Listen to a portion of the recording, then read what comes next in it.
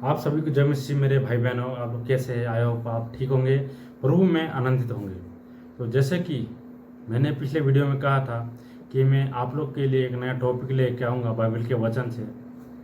सच में मैं फिर से आप लोग के बीच में हाजिर हूँ बाइबल का टॉपिक लेके। तो आज का टॉपिक ये रहेगा कि हम मसीह दौड़ में कैसे जीत सकते हैं, हम मसीह दौड़ कैसे दौड़ सकते हैं।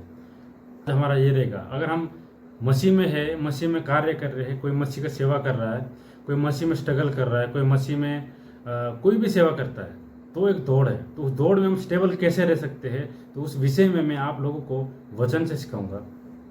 आइए तो मेरे साथ निकालिए आप लोग पहला कुरिन्थियों 9 अध्याय का 24 से लेके पढ़ेंगे 27 तक। क्योंकि तुम नहीं जानते कि दौड़ में तो दौड़ते सभी है, परंतु इनाम एक ही ले जाता है। तुम वैसे ही दौड़ो कि जीतो। तो पौलुस कह रहे कि है ना, दौड़ में सब दौड़ते हैं। जैसे कि दौड़ में कैसे दौड़ते हैं, आपने देखा होगा रेस कई बारी कितने सारे ग्रुप होते हैं, दौड़ते हैं, लेकिन जो अंतिम में जीतता है इनाम वही ले जाता है। तो पौलुस हमें सिखा रहा है हम भी जब भी दौड़े, हम जीतने के लिए दौड़े, ना कि टाइम पास करने के लिए, ना कि मनोरंजन करने के लिए, है ना कि इंजॉय के लिए। हम जीतने के लिए हमारा फोकस होने। अगर हम दौड़ में दौड़ रहे हैं ना, तो हमने मेन फोकस हमारा लक्ष्य होना चाहिए कि मैंने जीतना है, मैंने इनाम लेना है। इस हिसाब से पौलुस कहता है दौड़ना है। तो 25 में पढ़ेंगे, हर एक पहलवान सब प्रकार का संयम करता है, वे तो एक मुरझाने वाले मुकुट पाने के लिए यह सब करते हैं। तो पहलवान, पौलुस बता रहे कि पहलवान संयम करता है। जब पहलवान को आपने देखा होगा, वो लड़ने के लिए क्या कुछ करते हैं, जीतने के लिए क्या कुछ करते हैं, अपने को फिट रखना, डाइट रखना, एक्सरसाइज करना, बॉडी बनाना, है ना, कोई जंक फूड छोड़ देना। या फिर पहलवान कैसे तैयारी करता है कि मैं जीतूंगा, केवल एक ऐसा मुकुट पाने के लिए जो कि 1 या 2 साल बाद वो उसमें जंग लग जाएगा या फिर वो टूट फूट के बिखर जाएगा।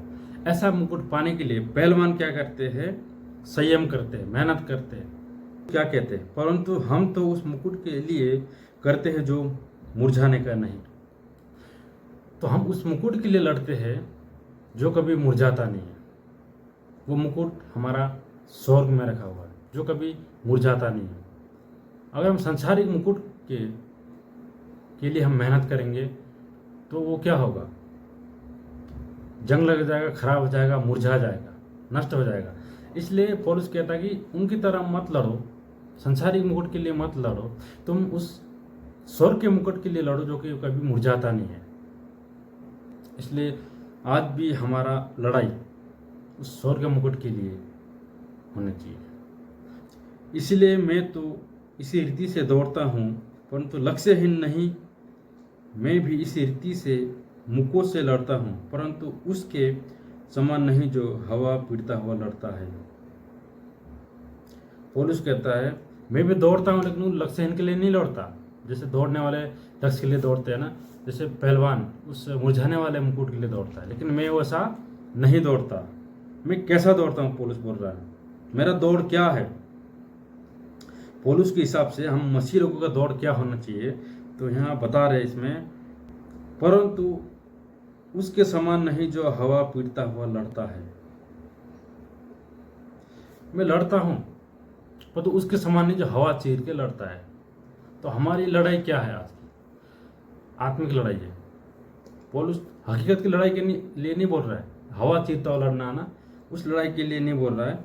पौलुस बोल रहा है मैं वो लड़ाई लड़ता हूँ।